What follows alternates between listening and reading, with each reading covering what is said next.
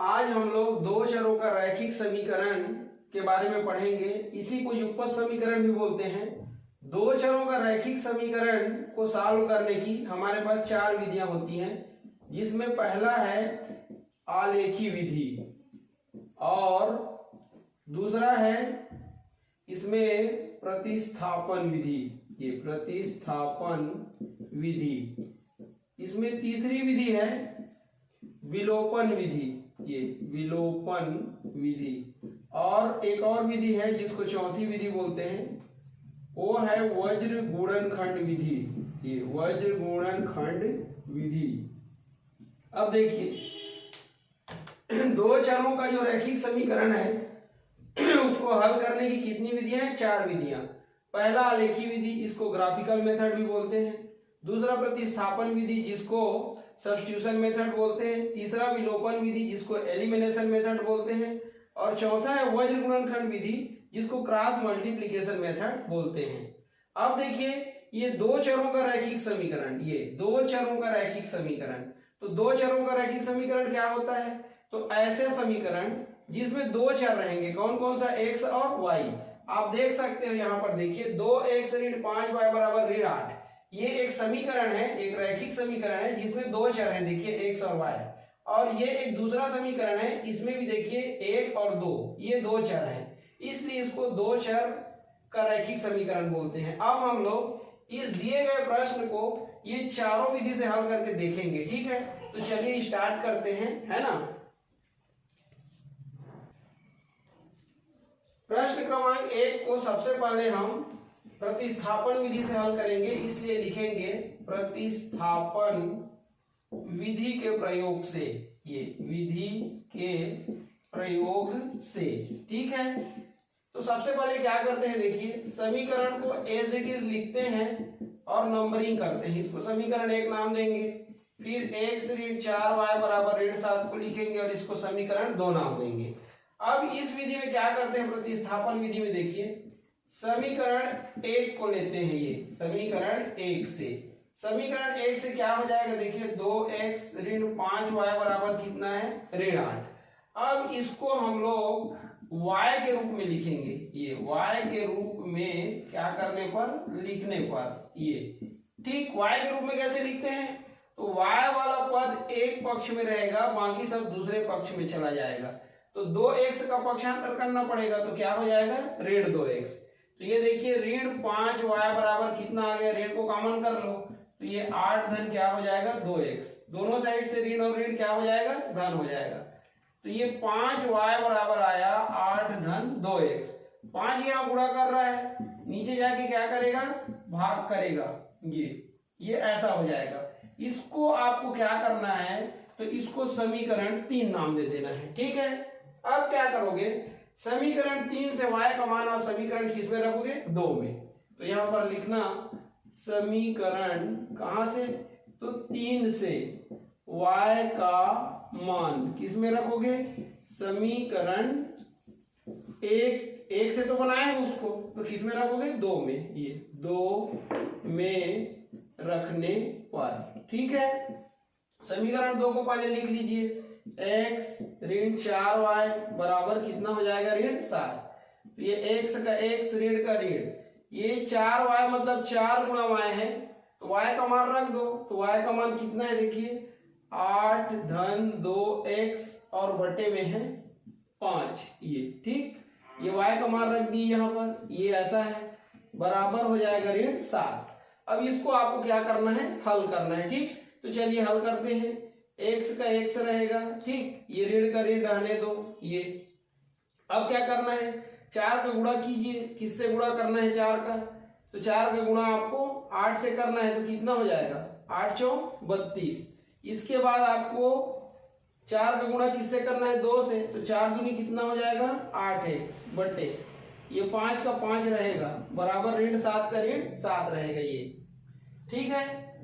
अब आगे आपको सॉल्व करना है, तो कैसे सॉल्व करोगे? तो ये बटा वाला है, इसको ही बटा वाला बनाना पड़ेगा। अब इसका लघुत्तम निकालना पड़ेगा, तो कितना आएगा? 5। इसका इससे गुणा होगा, तो ये 5x हो जाएगा। क्या हो जाएगा? 5x हो जाएगा। 1 का गुणा इससे होगा, तो ये ऋण का ऋण और 1 गुणा हो जाएगा 32 धन 8x, ये ब्रैकेट बंद बराबर ऋण 7, इसको भी आप ऐसा लिख सकते हो। अब देखिए 5x का 5x ऋण 1 का इससे गुणा करोगे तो ऋण 32, फिर ऋण 1 का इससे करोगे तो ऋण 8x, ये बटे में कितना है 5 बराबर ऋण 7 बटे कितना है 1। अब ये और ये क्या है, सजाती पद है, इसलिए ये इसमें क्या होगा, घटेगा, ये जुड़ेगा जो भी है, तो कितना हो जाएगा ऋण 3x और ऋण कितना हो जाएगा 32 बटे कितना 5 बराबर कितना ऋण 7 बटे 1। अब क्या करोगे, क्रॉस मल्टीप्लाई करोगे तो 1 का गुणा किससे होगा, ये पूरे से, और इसका गुणा ये पूरे से होगा। ठीक है, तो चलिए करते हैं, 1 का गुणा ये पूरे से कीजिए, तो ये क्या हो जाएगा 1 गुणा ऋण 3x ऋण क्या हो जाएगा 32 बराबर इसका इससे होगा, तो ये 5 गुणा कितना हो जाएगा ऋण 7, तो 1 से गुणा करोगे तो ऋण 3x ऋण 32 बराबर 5 सत्ते कितना हो जाएगा 35, कितना हो जाएगा 35 हो जाएगा। ठीक है, ये 5 सत्ते 35 होता है ना। अब इसको क्या करना है, आपको आगे सॉल्व करना है, तो हमारे पास जगह की कमी है, इसलिए हम क्या करते हैं, इसको मिटा देते हैं। ठीक है, ये यहां से मिटा देते हैं, चलिए ये इतने को मिटा दिए।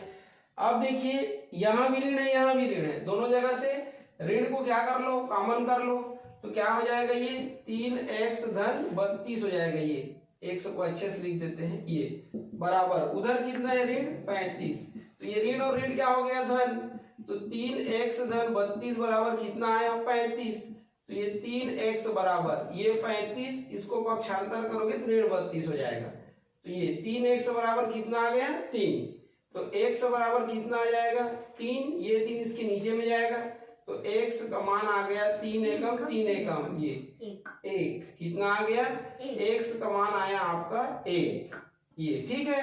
अब इस x के मान को समीकरण 3 में क्या कर दोगे, रख दोगे, तो लिखोगे यहाँ पर देखिए ये x का मान, ये x का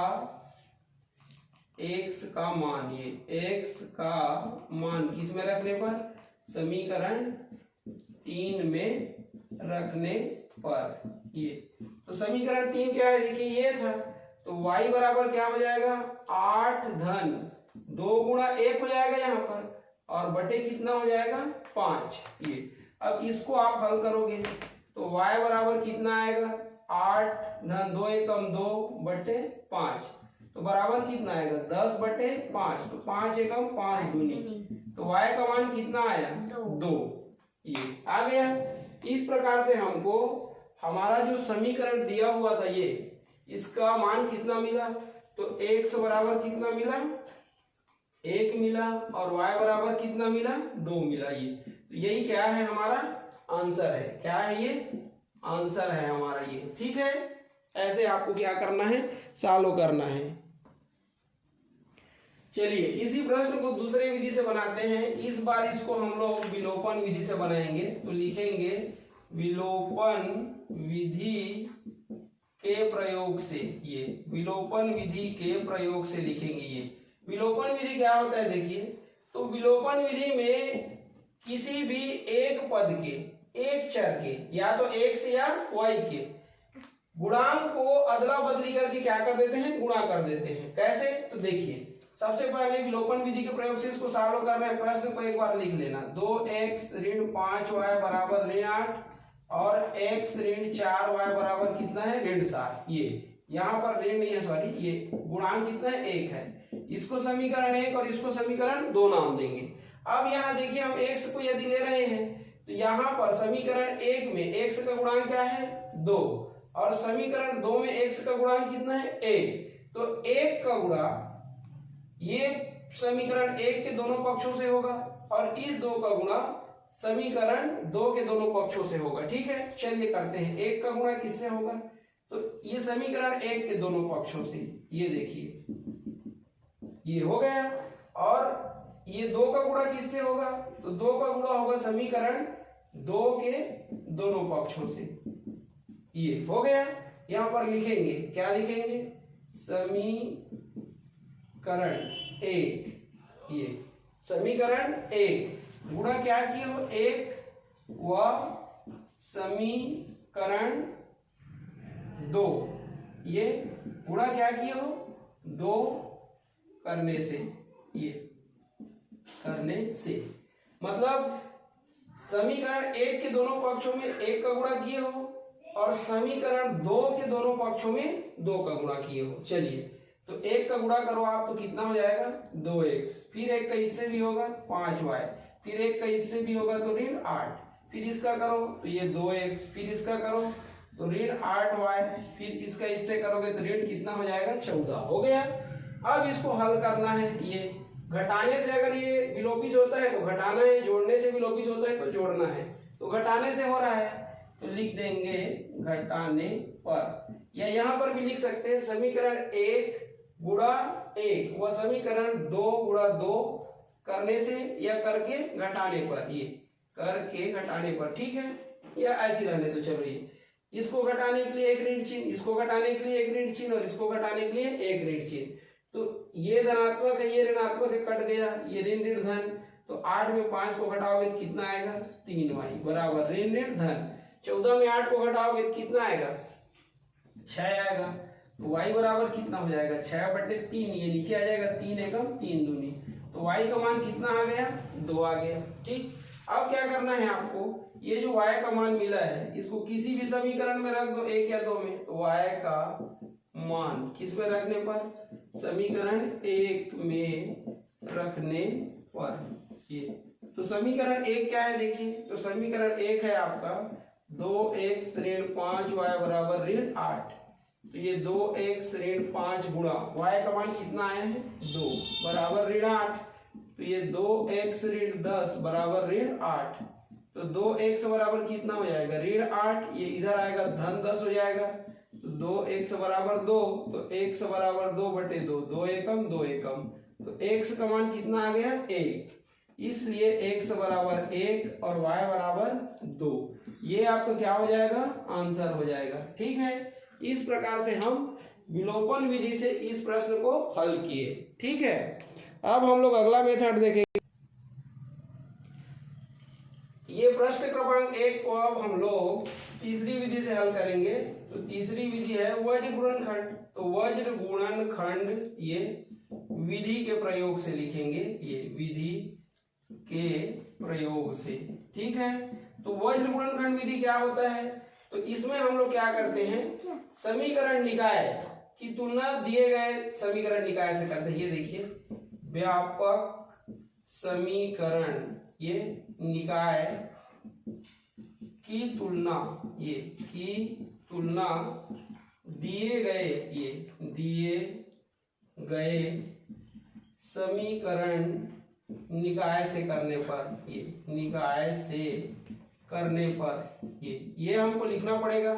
तो व्यापक समीकरण निकाय क्या होता है, तो व्यापक समीकरण निकाय होता है a1x plus b1y is equal c1, और होता है a2x, फिर होता है b2y इज इक्वल क्या होता है c2। ये व्यापक समीकरण निकाय है, इसकी तुलना हमको दिया गया समीकरण निकाय से करना है।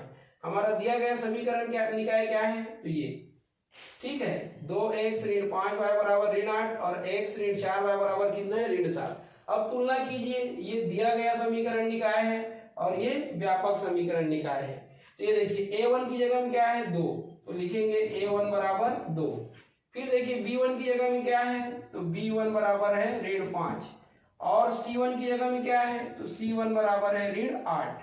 वैसे देखिए इसकी तुलना सेकंड से करोगे तो a2 की जगह में क्या है 1 है, ठीक, ये फिर b2 की जगह में क्या है, तो b2 बराबर है ऋण 4, ये b2 बराबर ऋण 4, और फिर देखिए c2, तो c2 की जगह में क्या है ऋण 7, यही है। अब हम लोग सूत्र लगाएंगे, तो सूत्र क्या होता है, ये सूत्र से, तो इसका सूत्र होता है, देखो इसको याद रखने का एक तरीका है, तरीका ये है x के बटे में लिख देना BCA। अब घोड़ा कैसे चलता है 1 2 2 1, तो ऐसे लिख देना, ठीक। इसके बाद देखो y के नीचे में, तो y के नीचे में आप लिखोगे ये, ठीक है, क्या लिखोगे CA और ये CA। BC को कैसे लिखोगे, तो बंकिम चंद्र माइनस बंकिम चंद्र ऐसे लिख सकते हो, CA माइनस CA, तो चंदू अग्रवाल ऋण चंदू अग्रवाल, अब 1 2 2 1, ये ट्रिक है ना इज इक्वल याद रखने का। ये ऋण 1 है ना बटे क्या होता है A B minus A B, 1 2 2 1। अब इसको लिखने का तरीका बता रहा हूं, देखो क्या लिखा मैं, एक्स बटे क्या लिखा बीसी माइनस बीसी, तो ये बंकिम चंद्र ऋण बंकिम चंद्र, फिर घोड़ा कैसे चलता है 1 2 2 1। वैसी y के नीचे में सी ए माइनस सी ए, चंदू अग्रवाल ऋण चंदू अग्रवाल, तो 1 2 2 1। फिर देखिए ऋण 1 के नीचे में ए बी ऋण ए बी, तो 1 2 2 1, तो ए बी क्या है अटल बिहारी ऋण अटल बिहारी। ऐसे आप याद कर सकते हो, ठीक है। ये आपका सूत्र हो गया, इसमें आप मान रखोगे, ये सूत्र मैंने यहाँ पर लिख दिया है। अब चलिए मान रखते हैं, x का x, ये b1 का मान देखिए क्या है ऋण 5, कितना है ऋण 5, c2 का मान कितना है ऋण 7, फिर ऋण का ऋण, b2 का मान कितना है ऋण 4 गुणा c1 का मान कितना है ऋण 8। ये रख दिए मान बराबर का बराबर, ये y का y, ठीक है।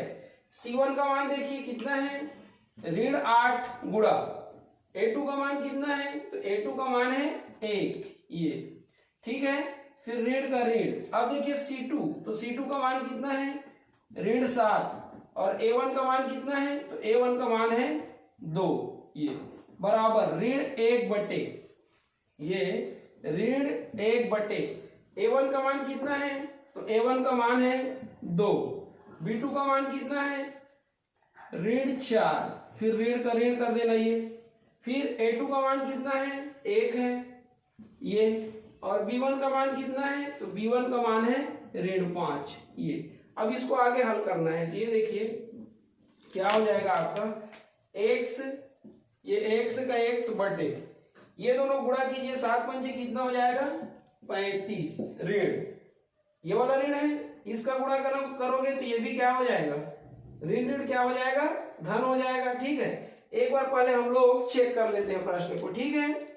क्या कर लेते हैं प्रश्न को चेक कर लेते हैं। हमारा प्रश्न क्या है 2x ऋण 5y बराबर ऋण 8 और x ऋण 4y बराबर कितना है ऋण 7 है।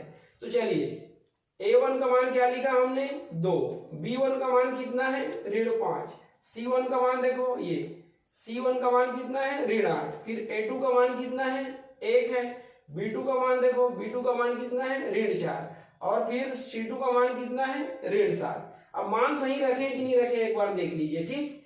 तो ये देखिए BC और 1 2 2 1 है, तो b1 का मान ऋण 5, ठीक, c2 का मान कितना है ऋण 7, फिर ये ऋण का ऋण है ना, b2 का मान ठीक है, मतलब मान ठीक रखे हम लोग। अब देखिए 7 पंचे कितना हो गया 35, अब ये ऋण का ऋण और 4, ये देखिए 4 अट्ठे कितना होता है 32, कितना होता है 32 बराबर y बटे, यहां पर देखिए 8 का 1 से गुणा करोगे तो कितना आ जाएगा ऋण 8, फिर ऋण का ऋण ये।